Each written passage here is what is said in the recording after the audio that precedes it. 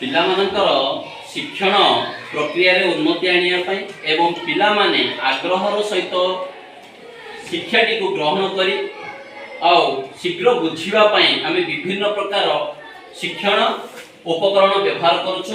ସେ ମଧ୍ୟରେ ଆମେ ବହୁତ लो कॉस्ट माने अल्प पैसार बा किछि टंका खर्च करी ए भलिया पिला मानक द्वारा संग्रहित करबा काच गल्ली एवं आम परिवेश रे मिलुथवा तेंतुली मंजी से भलिया बाउंसर तैयारी किछि काठी एवं पिला माने व्यवहार करी सरी जाइथिबा स्केच पेन खोल गुड़ा को नहीं आम टीएलएम भाव में व्यवहार करूँ। एगुड़ा कौन बजार में किणवार आवश्यकता नहीं, ये सब आम परिवेश संगृहित हो। विशेषकर यही तेंतुली मंजी और काचगली और काठ काठी एवं ये जो कलम खोल गुड़ाक स्केच पेन खोल गुड़ा को लेकिन आम मिश्रण कर फेड़ाण कर गुणन व्यवहार कर साहाय्य होची। पिला माने मध्ये एगुड़ा सहित खेली खेली विभिन्न प्रकार जिनस शिखि पारे।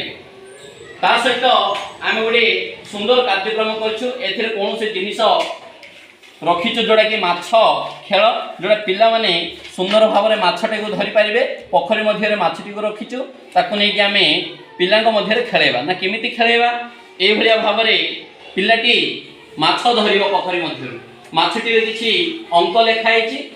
गोटे पिला माछ धरिबो से माछरे लेखा लेखिबा अंकटी को अन्य एक पिला कहबो। एक सुंदर भाव में खेली खेली पिला माने 1 रु 9 पर्यंत कि आम 1 ठारू 20 पर्यंत जदि संख्या नवा ताहले शिक्षा पे अति सुंदर आउ सहज हो पारिबो। तेणु ए भलिया टीएलएम गुडा को मध्य आमे व्यवहार करछे। से भलिया अनेक टीएलएम प्रत्येक विषय वस्तु नै कि आमे विभिन्न प्रकार टीएलएम एपटे भाषा ज्ञान ऊपर नियाछि। ए भलिया सॉरी एपटे भाषा ज्ञान एपटे संख्या ज्ञान ऊपर आमे व्यवहार करछे। विभिन्न प्रकार विभिन्न विषय वस्तु को आधारित आमे टीएलएम गुडा को व्यवहार करछे जा द्वारा पिला मानकर शिक्षण क्षेत्र रे बहुत उपयोगी हेबो बोली आशा करछि। धन्यवाद। भूल गइला मझरे।